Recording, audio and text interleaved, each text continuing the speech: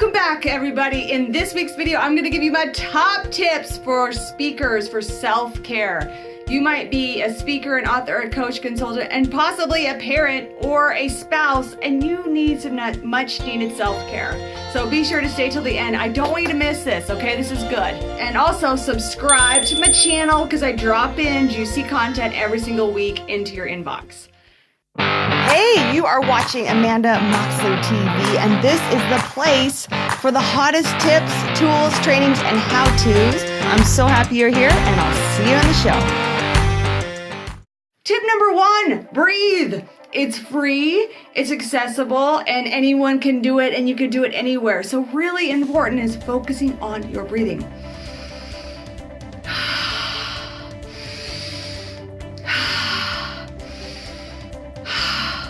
You know, fear cannot live in an oxygenated body, and we need to breathe. I know as a speaker, it has been one of my biggest lessons to learn to breathe. I am so passionate and excited that I forget to breathe, and I'm all fired up and I'm just rocking it out.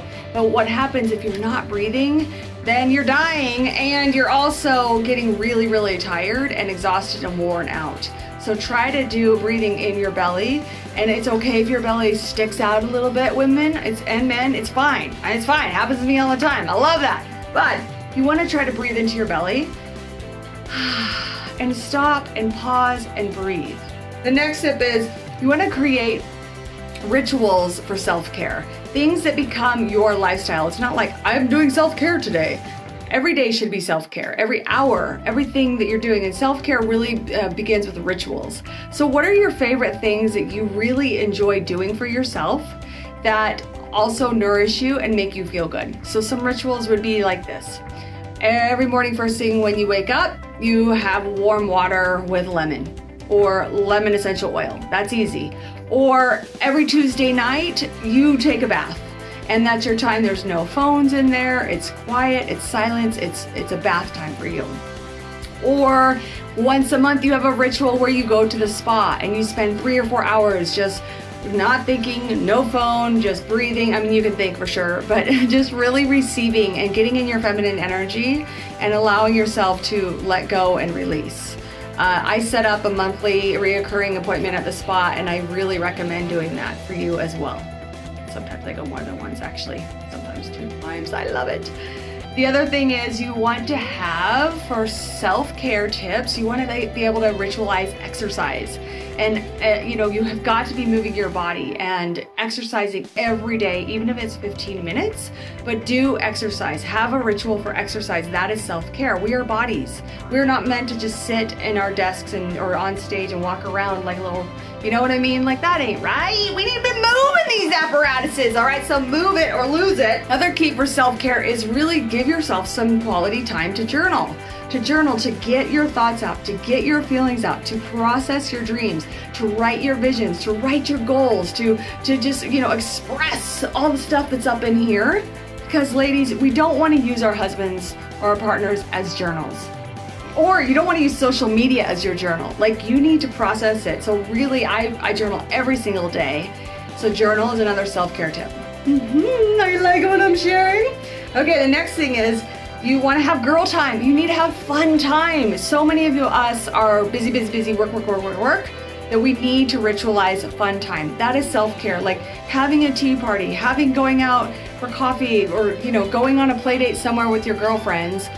It's just so helpful, especially when we have all these roles that we're leading and everything. We need fun time. The other key thing I would say for self-care is put everything in your calendar. Everything has to go in the calendar so that it's a system and it's a ritual. And then also, I would say the best way how you're going to manage yourself doing self-care is if you actually plan it and then prepare it. So I would also, in this self-care sessions, write down, how are you going to prepare? How are you going to prepare for the day? How are you going to prepare for your family? How are you going to prepare for the food and all the things that we do, all the hats we wear? So have regular weekly planning sessions to help you prepare, and that will allow you to have more self-care so that you're not sabotaging yourself by running late or forgetting things. Find ways that you can prepare, because when you're prepared, you're taking care of yourself.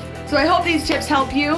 I want you to share with me, what are your top self-care tips? I know a lot of health coaches and healers watch these videos, so I want to hear from you. Give us your best stuff. Post it in the comments below. And as always, join me over on Facebook in the Moxley Method Speaker Society. And I'm also on Instagram at Amanda J. Moxley. So I will see you next week. Thank you so much for watching. I want to hear from you. See you next week. Bye.